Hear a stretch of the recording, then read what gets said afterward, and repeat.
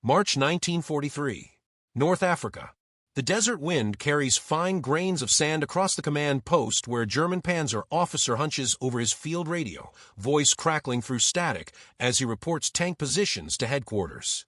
The coordinates spill from his lips with the confidence of a man who believes his words travel only to friendly ears. He does not know that 3 miles away, in a camouflaged American signals intelligence tent, a young lieutenant from Brooklyn is writing down every word he says. The German officer adjusts his headset, checks his encryption settings one final time, and continues speaking. He does not know that his encryption is worthless. He does not know that the Americans are not merely listening, they are understanding, translating, and already plotting his destruction on maps spread across wooden tables. The radio hums with the frequency of secrets turned to weapons. This moment represents one of the most devastating intelligence achievements of the Second World War, yet remains largely unknown outside military circles. While the breaking of the German Enigma machine by British codebreakers at Bletchley Park has captured public imagination for decades, the American signals intelligence operation in North Africa, and later across Europe and the Pacific, achieved something equally profound and arguably more immediate in its tactical applications. The Germans had invested enormous resources into developing what they believed were unbreakable communication systems. Their military doctrine relied heavily on radio communication for coordinating the rapid mobile warfare that had proven so effective in Poland, France, and the early Soviet campaigns. The Panzer divisions, the Luftwaffe squadrons, the U-boat wolf packs, all depended on constant radio contact to execute the sophisticated maneuvers that defined German military prowess. But by 1943, that strength had become a catastrophic vulnerability. The story begins not with the dramatic interception of March 1943, but years earlier, in the bureaucratic offices of Washington and the university laboratories where American cryptographers were quietly building the foundation of what would become the most extensive signals intelligence network ever created. In 1939, as Europe descended into war, the United States Army's Signal Intelligence Service employed fewer than 20 people.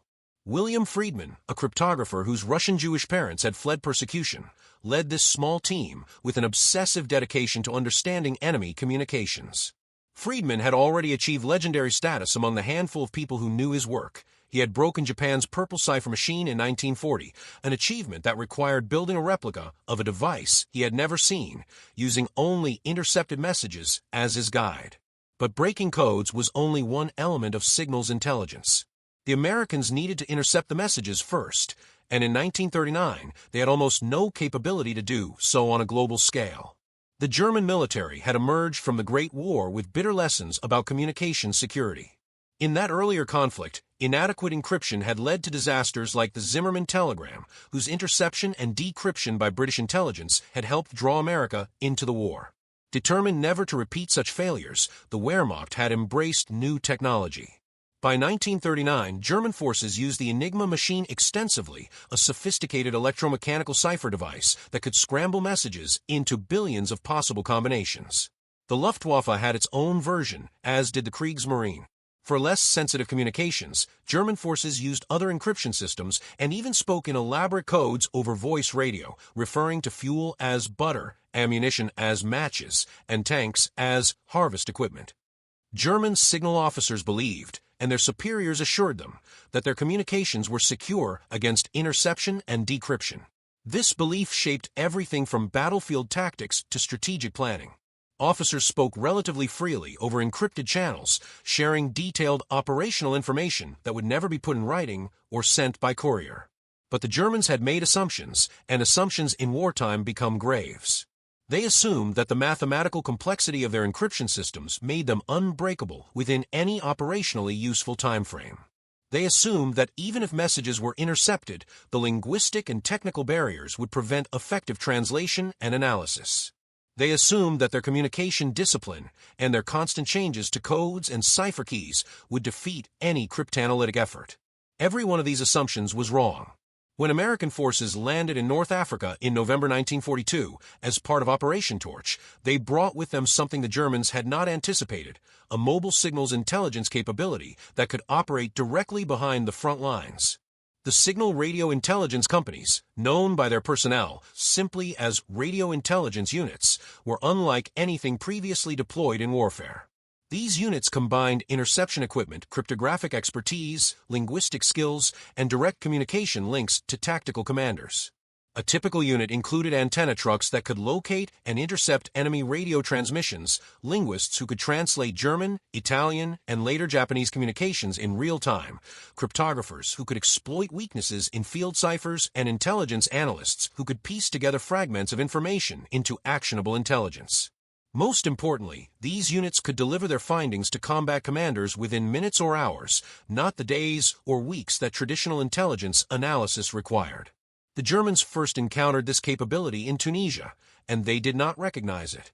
In the spring of 1943, as Rommel's Afrika Korps fought its final desperate battles, German commanders began noticing disturbing patterns. American artillery seemed to know exactly where German tanks were concentrating before they attacked. American fighters appeared over Luftwaffe formations with suspicious regularity. American forces repeatedly avoided ambushes and struck at weak points in German lines with precision that suggested detailed knowledge of German dispositions. Some German officers suspected spies or traitors. Others blamed poor operational security by Italian allies. A few began to wonder about their radio communications, but even these doubters could not imagine the scope of what was happening. They checked their encryption settings, changed their cipher keys more frequently, and reminded their personnel about communication discipline. None of it mattered. The Americans were not just breaking codes, they were listening to everything. The psychological impact on German officers, once they began to understand the truth, was profound and demoralizing. The Wehrmacht had built its identity around technological superiority and military professionalism. German officers saw themselves as the heirs to Prussian military excellence, masters of modern warfare who had perfected the operational art. The idea that the Americans, whom German propaganda portrayed as soft, materialistic, and lacking military culture, could penetrate their most secure communications challenged fundamental assumptions about German superiority. After the surrender of Axis forces in Tunisia in May 1943, Allied intelligence officers interrogated hundreds of German prisoners, including senior commanders. The interrogation reports reveal a consistent pattern: shock, disbelief, and then a kind of demoralized resignation. One German colonel, when informed that his radio communications had been intercepted and read, insisted it was impossible. When American officers showed him transcripts of his own messages, including personal communications he had sent to his mistress using military channels, he went silent for several minutes. When he finally spoke, he said only, "Then we have already lost the war." The scale of American signals intelligence operations grew exponentially as the war progressed. By 1944, the United States operated hundreds of intercept stations around the world, from Alaska to Australia, from Scotland to Ceylon. Thousands of linguists, many of them Nisei, second-generation Japanese Americans, worked in shifts monitoring enemy communications. The largest operations were directed against Japan, but European signals intelligence absorbed enormous resources as well. In England, American and British signals intelligence personnel worked side by side in a partnership that Churchill called the secret weapon that won the war. The Americans brought industrial-scale organization and technology to the effort. At Arlington Hall in Virginia, thousands of cryptographers, most of them women recruited from colleges across America, worked on breaking German and Japanese codes. They used early computer-like machines, including the American Sagaba cipher machine, and experimental electronic devices that could perform rapid calculations. The operation was so secret that workers often had no idea what their specific tasks contributed to. They simply processed intercepts, ran statistical analyses, and passed results up the chain without ever knowing the final intelligence product. In Europe, after the D-Day landings, American signals intelligence units advanced with the combat forces, sometimes setting up their equipment within sound of artillery fire. The Germans found themselves fighting a ghost that knew their every move. In the Ardennes in December 1944, when Hitler launched his surprise winter offensive that became known as the Battle of the Bulge, German forces initially achieved tactical surprise. But American signals intelligence units, working frantically through the chaos of the German breakthrough, intercepted and decrypted German communications that revealed the full scope of the offensive and the locations of key units. This intelligence allowed American commanders to rush reinforcements to critical points and concentrate firepower against German spearheads. German officers, listening to their own communications, believed they were maintaining operational security. They did not know that their words were being heard before the radio operators even finished transmitting them. One particular incident captured the devastating effectiveness of American signals intelligence and the psychological shock it produced in German officers who discovered the truth. In March 1945, as American forces approached the Rhine, a German division commander sent an encrypted message to his corps headquarters describing his defensive positions in precise detail, including the locations of his artillery, his reserve positions, and his plans for a counterattack if the Americans attempted a river crossing. Within 2 hours, American artillery began systematically destroying each position he had mentioned in the exact order he had listed them in his message. The commander, believing his encryption was secure, sent another message asking how the Americans could possibly know his positions. An American signals intelligence officer, in a moment of psychological warfare that technically violated operational security but was never officially acknowledged, had the German's message broadcast back to him in clear text, followed by the English translation, and then a simple message in German: "We hear everything. Surrender and live." The German division commander suffered a nervous breakdown and was evacuated. His division surrendered 3 days later. The contrast between what German soldiers expected and what they experienced regarding communication security formed one of the war's great reversals. German military culture emphasized technical proficiency and placed faith in engineering solutions to military problems. The Wehrmacht had invested heavily in encryption technology precisely because German officers understood the importance of secure communications in modern warfare. When a German signals officer used his Enigma machine or followed encryption protocols on his radio, he did so with the confidence instilled by training, by his superiors' assurances, and by the apparent mathematical impossibility of breaking such complex systems. This confidence was not arrogance. It was based on reasonable assessments of cryptographic difficulty using pre-war mathematical understanding. German soldiers expected that their communications, if intercepted, might eventually be decoded by enemy intelligence services, but only after so much time had passed that the information would be militarily useless. They expected that even if some messages were broken, the vast volume of communications and the constant changes to cipher keys would prevent any systematic exploitation. They expected that voice communications, even if intercepted, would be protected by language barriers and the difficulty of making sense of fragmented transmissions. None of these expectations matched reality. The Americans read their messages in hours or minutes. The Americans exploited systematic weaknesses in German cipher procedures. The experience of discovering this penetration affected different German officers in different ways.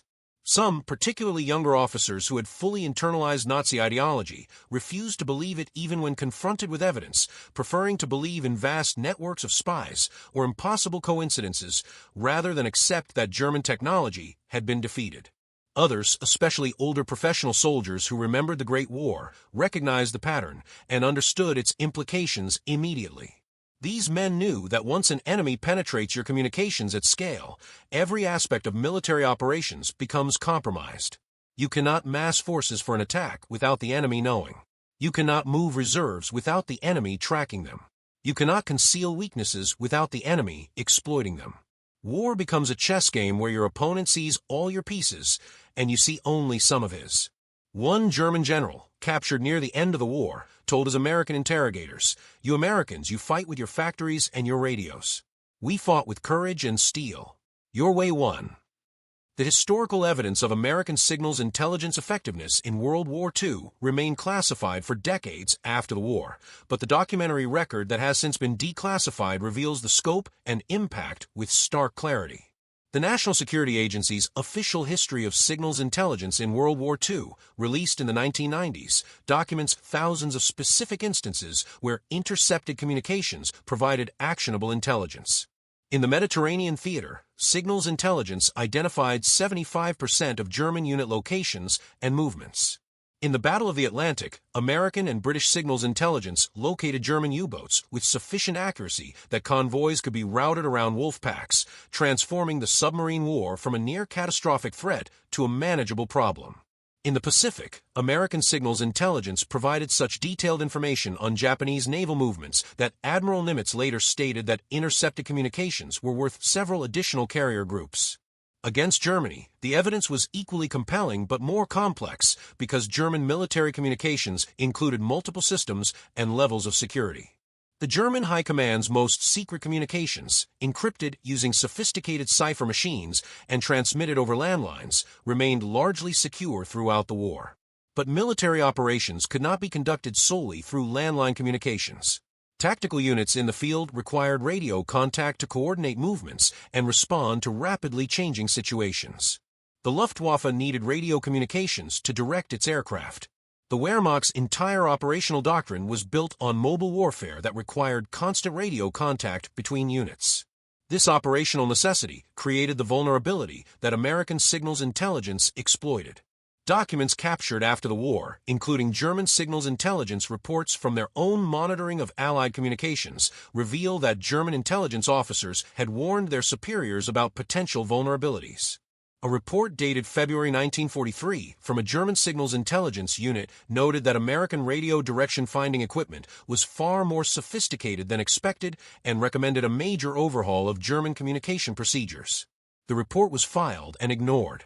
German commanders could not fundamentally change their communication practices without fundamentally changing their operational methods, and they believed, because they needed to believe, that their encryption systems would protect them. Quotes from German officers, captured in prisoner interrogations and later interviews, provide direct evidence of the psychological impact.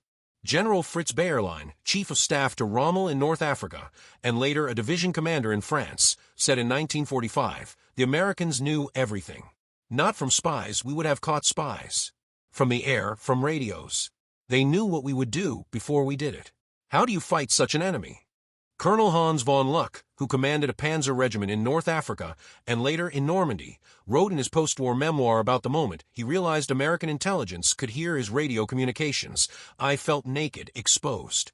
Every command I gave, every movement I ordered, I wondered, are they listening? It was like fighting with your thoughts exposed."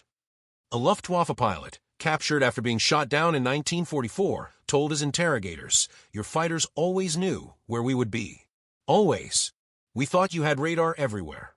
But radar cannot see what a plane will do tomorrow. You heard our briefings somehow. You heard our orders."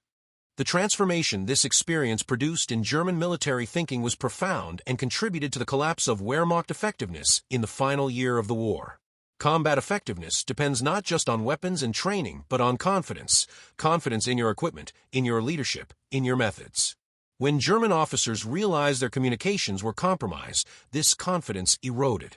Some units reduced radio communications to a minimum, relying instead on courier and landline, which slowed their decision-making and response times catastrophically in fluid combat situations.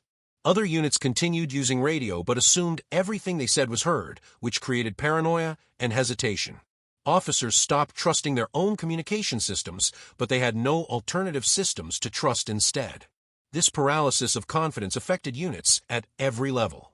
A panzer commander who knew or suspected that the Americans could hear his radio communications faced an impossible choice: communicate and assume the enemy knows your plans, or do not communicate and lose the coordination that mobile warfare requires.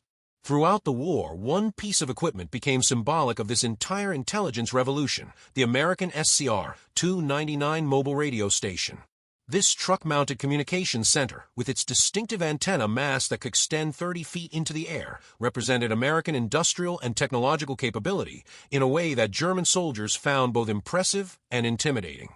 The SCR-299 was not just a radio, it was a complete communications system that could transmit voice and code over hundreds of miles with unprecedented clarity and reliability. German forces had nothing equivalent. Their radio equipment was often fragile, temperamental, and limited in range. The SCR-299, by contrast, was rugged, reliable, and powerful. But more than its technical specifications, the SCR-299 came to represent something larger in the minds of German soldiers who encounter it: American abundance and capability. When German troops overran American positions during the Battle of the Bulge, they captured numerous SCR-299 units. German signals officers examined these prizes with a mixture of admiration and despair. The construction quality, the sophisticated components, the clear evidence of mass production, all of it reinforced what many German soldiers were beginning to understand: they were fighting an enemy with industrial resources that Germany could never match. One German signals officer, in a letter home that was intercepted and translated by American intelligence, wrote about examining a captured SCR-299. The Americans have built a radio station that is better than anything we have, and they have thousands of them. We have a few hundred units of equipment that breaks constantly. They have thousands of units that work.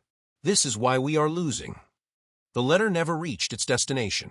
The writer was killed in an artillery barrage 3 days later, a barrage that American signals intelligence had helped direct to his unit's position. The SCR-299 became a ghost in German military consciousness, a symbol of American technical superiority, but also of the invisible war of radio waves and signals intelligence that Germans could sense but not fully comprehend.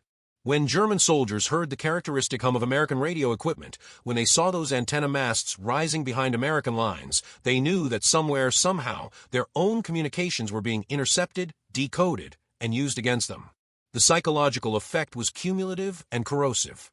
German soldiers had been taught that they were the technological superior force, that German engineering and German military science led the world. The reality of American signals intelligence destroyed that narrative. The Americans were not just matching German technology, they were surpassing it, and doing so with an industrial scale that made German efforts look primitive by comparison. As the war ground toward its conclusion in early 1945, the systematic exploitation of German communications by American signals intelligence became so complete that German forces were effectively fighting blind against an enemy who could see everything. In the final campaigns in Germany, American intelligence officers could often provide their commanders with more accurate information about German unit locations and strength than German commanders themselves possessed about their own forces. The Wehrmacht's communication networks, disrupted by constant combat, Allied bombing, and the general collapse of German infrastructure, became chaotic and unreliable. German units often did not know where other German units were or what their orders were. But American signals intelligence units, patiently collecting fragments of communications from dozens of sources, could piece together an accurate picture of German dispositions. The hunter had become the hunted, and the hunted did not even have a clear view of the trap. The epilogue to this story extends far beyond 1945. The techniques and technologies developed for signals intelligence in World War II became the foundation for the Cold War intelligence apparatus that defined the second half of the 20th century. The National Security Agency, created in 1952, was the direct descendant of the wartime signals intelligence organizations. The lessons learned about intercepting, decoding, and exploiting enemy communications shaped everything from the Berlin blockade to the Cuban Missile Crisis to the space race. The Germans and Japanese in defeat provided comprehensive information about their communication systems and their attempts at signals intelligence, information that helped American cryptographers anticipate Soviet methods. The British and Americans maintained their wartime intelligence partnership, creating the basis for the Five Eyes intelligence alliance that continues today. The electronic battlefield that emerged in World War II, where invisible radio waves carried secrets and death, became the paradigm for modern warfare. But the deeper truth that this story reveals is about the nature of power in the 20th century and beyond. The Germans had built a military machine of extraordinary tactical proficiency, manned by brave soldiers and led by operationally competent officers. They had developed sophisticated encryption technology based on sound mathematical principles. They had trained their forces in communication security and had invested resources in protecting their secrets. None of it was enough because they faced an adversary that could apply industrial-scale resources to intelligence problems, that could organize thousands of specialists into a systematic exploitation of enemy communications, and that could integrate intelligence directly into tactical operations with unprecedented speed. The German officers who discovered that their secrets were being heard in real time were not fools or incompetents. They were professionals who had been defeated by a new kind of warfare that their training and experience had not prepared them for. The radio, that miraculous invention that promised to revolutionize communication and coordination, became the weapon that defeated armies who relied on it too completely. The Germans had embraced radio communications because modern warfare demanded it, because their operational doctrine required it, because there was no alternative that could provide the speed and flexibility that mobile warfare needed. In doing so, they created the vulnerability that destroyed them. They filled the air with their secrets, encrypted those secrets with systems they believed were unbreakable, and trusted that the mathematical complexity of their ciphers would protect them. They were wrong, and that error cost them the war. There is a recording, preserved in the National Archives, of a German officer's voice captured by American Signals Intelligence in April 1945.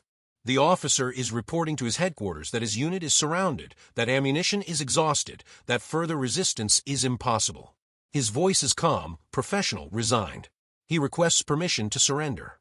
There is a long pause, and then a different voice responds, granting permission. The transmission ends. 3 miles away, an American Signals Intelligence operator removes his headphones and marks the intercept log, enemy unit at map reference XYZ requesting surrender. Forwarded to tactical. The German officer, in his final military communication, does not know that Americans are listening.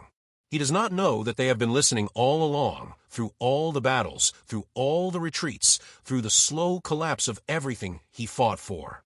The radio hums with static, carrying the echo of voices speaking secrets that were never secret, carrying the sound of a war that was lost not just on battlefields, but in the invisible realm of electromagnetic waves, mathematical codes, and the patient work of thousands of people who listened and understood and turned German words into American victories.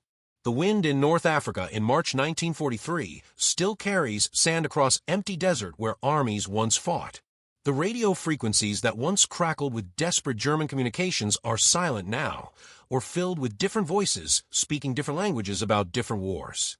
But the lesson remains, carved not in stone but in the historical record, in the declassified documents, in the memories of those who listened and those who were heard. In modern warfare, secrets transmitted become secrets exposed. Technology that enables coordination also enables interception. The confidence of engineers and the assurances of experts mean nothing against an adversary with greater resources and a systematic commitment to exploitation. The German officers who were shocked to discover that American radios heard their secrets in real time learned a truth that every military force since has had to learn. In the electronic age, there are no secret conversations, only conversations whose listeners have not yet revealed themselves. The radio hums frequency after frequency, carrying voices into the void, and somewhere, always, someone is listening.